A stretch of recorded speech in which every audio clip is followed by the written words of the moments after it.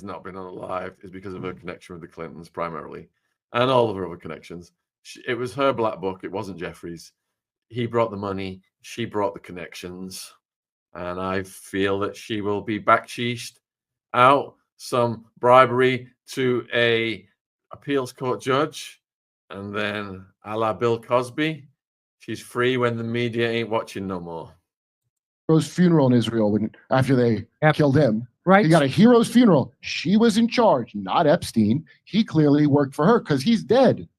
You know, she's some kind of important bloodline is what that means. Like she's too important. Otherwise, she'd be dead too. That's a very interesting theory. And how do I really know that she's in jail? Jimmy, I want to I've always thought that. I want to add I always thought that they say she's in jail, just like they say that Epstein killed himself. It's like, what? How do you know she's actually in jail? It wouldn't surprise me. Way crazier things have happened than the deep state lying, saying, "Oh no, she's in jail," and she's not. That's a very. I'm not saying she isn't in jail. I'm saying that it wouldn't surprise me if I found out she wasn't. And what is she in jail for if they don't reveal anything that happened to those people? She's in jail for trafficking young. All right, so Ghislaine has done interviews. I think it might have been Piers Morgan even. And a family have got this campaign to try and blame Giuffre, etc., and minimize her involvement, even though she's convicted. So she was in the Florida prison, some soft club-fed camp where they've got yoga, all part of her deal with the Clintons, I believe. Girls to very powerful men, except we don't know who any of the powerful men were. But they got her for doing it. But who did she do it with? Who were the men? Well, I guess we'll never know. So I just wanted to add this really quickly. The Daily Beast. Which is sad, really, isn't it? That we will never know who the co-conspirators are. I mean, we kind of do, but they're in the untouchable class. We know who was on the flight logs with all of the East European sounding girls by the name of Bill. He's just released the information, a story about Virginia. Yeah. And they were saying how her lawyer, Carrie Loudon, cast her doubts over Giuffre's death, claiming that there are big question marks over it. Quote, she was in a lot of pain, but she was looking forward to things in the future. She wanted to renovate this house and all sorts of things like that. Loudon, who had represented Giuffre since January, told The Sun, when I got the phone call, I was like, are you joking? Because there was no sign that that was something she was considering. We've got big question marks over it. Not going to speculate whether it was a suicide or accidental. So, it's drug abuse.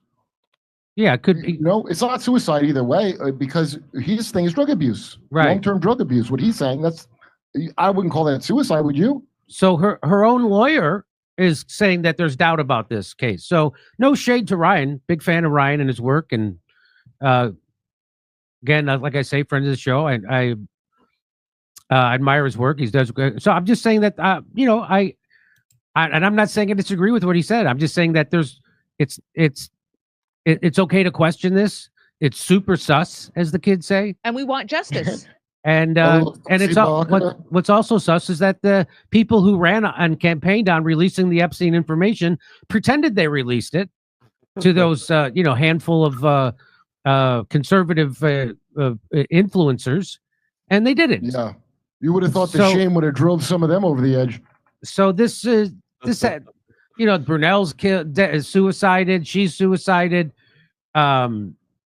Epstein suicided. Come on, and somehow Ghislaine not suicided, and she's supposedly in prison. I would like some. Isn't it weird that she doesn't do it, and she's not doing any interviews from prison? Isn't that also interesting? I mean, Charlie Manson did interviews from prison his whole life. She did one. Did she? I saw one. Oh yeah, I saw she one. did. Now, yeah, people have been and seen her. Now it's very possible she's living quite well as part of the deal in that prison. People that are in prison like that, notoriously for years, like the mafia hitmen used to get furloughs. So there's no telling what kind of sweetheart stuff without even sneaking it. Just legally they can do, because they did it for Epstein, if you remember. Epstein could leave his prison the first time he got taken. The first time. That's right. So it's not like she's not in prison, but yeah, so Epstein was in the stockade in Florida. He wasn't even in like the prison, the jail general population. He donated over $100,000 to the sheriff, and the sheriff's deputies were bodyguarding him, screening his guests. He was doing long-distance phone calls to people like Peter Mandelson, politician here in the UK. Business as usual. Slap on the wrist. Acosta. Who was above Acosta? That's what we want to know. You think she's getting bad treatment? You think she's not getting something a little extra good? Yeah. Yeah. So somebody certainly doesn't want this getting out there, but I'm sure everything is just the way it looks. I'm sure everything is just the way it looks. Now go about your business. Nothing. This show's over, folks. Nothing to see here. So I don't think that. I think that we need a lot more answers. I think we need a lot more investigation. And I think we need people I think it's okay to be skeptical of the official story. I think it's 100% okay to be, especially this. So, yeah, it's kind of a look. They're classifying it. This is again. Dave Smith said this to I don't know who it was. It was a great point he made. Okay, so there's a child trafficking network here. All right, so they start to get a bit cute now, if you know what I mean, with the pizzas and stuff. They use a lot of that terminology. They've used a lot of the S word. Be interesting to see if YouTube shares this video out. I doubt it. So yeah, I would love to get on Jimmy Dore's show, and I would love to. Thank you for the question, Blanksy. And I would love to go and watch Jimmy Dore on tour here in the UK. He's got dates coming up in May. And I drive around listening to him, and I'm spitting my food out. He's so funny. It just says completely off the wall things, delivering serious stories, though. All right. So, as I said at the very beginning, the story that's come out today is about the note. So, let's get a picture of Virginia up there now. And we will get the note story read. And here's what it says. Title is, Read the Handwritten Note Virginia Left Behind After Unalivement. As her brother shares her powerful message from beyond the grave, not going away, quote. All right, so what we've got here is Virginia left behind a handwritten note with a message of support for SA survivors before she was unalived on Friday night. Her family have revealed they found the note among her possessions at the Near Gabby farmhouse, 80 kilometres north of Perth, Western Australia, where her body was discovered. Her brother Sky showed an image of the note, which he believed was intended to be sent to a protest rally outside the White House in Washington today. In it, a section which was partially obscured, she told supporters, "We are not going to go away." She added, mothers, fathers, sisters, and brothers need to show the battle lines are drawn and we stand together to fight for the future of victims. Oh, I'm getting goosebumps, folks, because I think we're near the front of her army formation. We're near the front, ready to charge. We are fully armed. The people who've been researching this for years, fully armed with information that the mainstream media doesn't want you to know. So I'll continue to note. Stand together to fight for the future of victims. Is protesting the answer? I don't know. But we've got to start somewhere. So it's believed she wrote the note for organizers of the Washington rally of the SA survivors being held in Lafayette Park opposite the White House ahead of Denim Day on April 30th. And I'm looking at the picture of the note now. We get this on the screen. There is the note, folks. I know some people are going to be freeze framing this and doing handwriting analysis and everything to try and get to grips with the note. There it is. So let's have a look what else it says. So it was all right. So she'd recently split with her husband Robert of 22 years and had admitted her heartbreak at being estranged from her 3 teen kids. Her brothers Sky and Danny had been staying with Virginia at the $1.3 million farmhouse in the wake of the furore over her claims to be on her deathbed. So it was Wednesday. The note was shared on social media. Hello world, we received news today that there is a protest in DC. We found a handwritten note that our sister Virginia wrote. I think it's important that survivors know that she is with you and her voice will not be silenced. I know that it's so important, and our wish is that we continue to fight. Her words are. And no other details regarding the note were revealed by the brother in his first ever Instagram post, but he underlined its importance by reposting it to his stories. On the second post, it says that first post feeling. He also added the hashtags victims refuse silence, hashtag Virginia Roberts, hashtag solidarity, hashtag survivor, hashtag strength through stride, hashtag SOAR. Put one in the chat if you want us to reach out to Virginia's brothers and see if we can get them on the channel, because that would be a good way to continue what Virginia is urging people to do in her note. SOAR, Speak Out, Act and Reclaim, was Virginia's foundation, which she set up to provide a safe place for survivors of the transportation. She added the butterfly emoji, which, the brother added the butterfly emoji, which Virginia often used to depict freedom.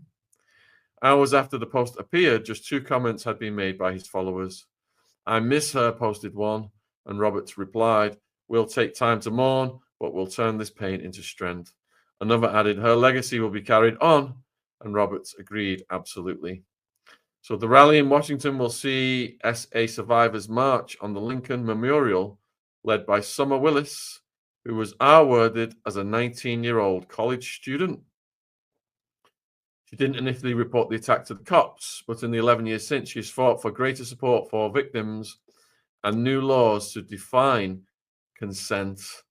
This march comes on the eve of Denim Day, named after a case in Italy where a judge dismissed a teen girl's R-word allegations because she was wearing tight jeans and must therefore have consented and cooperated. Oh, I hope that judge got the sack. That's disgusting. Wow. All right, and then this article gives Virginia's backstory. It says newly released court documents seen by Daily Mail Australia reveal Virginia was living a life of misery, in constant pain and needing a full-time carer in recent years. Her husband said to the court that prior to their marriage breakdown, he was looking after her around the clock after she broke her neck a few years ago. But no further details were given about the injury, the neck being broke, or how it happened. What? He lost his driver's license after he was caught speeding home at 147 kilometers an hour in a 100 kilometers zone, but told the court he was rushing to be by his wife's side. What? He hired a home help for his wife in the wake of his court appearance, and a most recent caregiver was behind the wheel when she was involved in the minor collision with a school bus near her farmhouse that sparked the fears for her life. On Monday, her grieving carer, Cheryl Myers, 71, told the Mail she was devastated by Virginia's death and added, Virginia was like a daughter to me. Virginia was facing charges over breaching a family violence prevention order at the time of her unalivement. It's believed it related to her trying to text her kids. That is terrible. She can't even text her kids. Her husband and kids have remained unseen behind the gates of their Perth mansion in the wake of the tragedy. And the family said in a statement, at the weekend, Virginia lost her life to unalivement after being a lifelong victim of SA and S transportation. Fierce warrior. It is understood Virginia's US-based family have now flown back to America with funeral details still shrouded in secrecy. Her barrister, Carrie Loudon, told the Mail in Australia She'd been in contact with Virginia the days before death and was due to meet her on Monday. Said it was a complete shock. If any of us had thought she was going to do this, of course, we would have taken more steps, put her in a clinic, or got her some more help. When I got the phone call, I was like, are you joking? Because there were no signs that this was something she was considering. And yeah, we've already gone over that news as well. So the police were very, very vague, the lawyer said. I'm not sure we'll ever know. I mean, sometimes the coroner might say it was one thing, but misadventure, inconclusive, who knows? Anyway, Kirby Summers gave a lot more details in contrast to what this article is saying. So we did 2 hours with Kirby yesterday. She answered all of your questions very thoroughly. So I would urge people to check out that stream. Yeah, that's madness, isn't it? What we just heard, the neck broken thing. That's new for me. And looks like it's new for some of you as well. Put a 1 in the chat if you knew about the broken neck story. Put a 2 in the chat if you did not know about the broken neck story. All right, we've got a huge lineup tonight. We've got Virginia, Foul Play or OD with Elliot Orr and Patrick, young researchers who I've stayed in touch with Virginia, coming at 5 o'clock. We have got Lionel on Virginia at 8. And then Ron's also got some other shows he's scheduling. Looks like it's all 2s about the broken neck thing. Yeah. Unbelievable, the things that come out.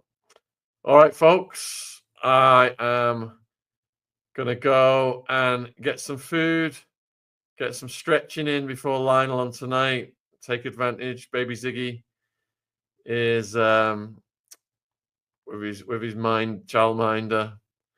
Will they do an autopsy and tell us anything? I hope so, Jamie. I hope so. I literally got diagnosed with borderline kidney disease and stress. It's huge. So meds. No, it's deadly fast if you're going to fail it. Obviously, so easy way to push someone to unalivement. Yeah, definitely, Jamie. Simple way to make it look like she's done it herself. What if she had an opiate addiction, mixed sleeping pills, or anything else that can be? Yep, true, Michelle. Even if so, to me, that just shows how much she had to live for because she had kids. I didn't see her just giving up now. She had many around that didn't want her around when she was alone. True. I think it was an accidental OD of medication. She definitely wasn't keeping well. That's from Michelle. Yep. Well, could her husband be involved as in it was he was seeing someone he knew that if he made her disappear, it could be. Well, he was definitely one of the stressors. If you listen to what Kirby said, he was definitely one of the stressors. So you've got the medication side of it, and you've got the stress side of it coming together to incentivize her to take more and more medication until she's unalive. That's my theory. And I'll leave all y'all with that. Thanks for tuning in. We will see you this evening with Lionel.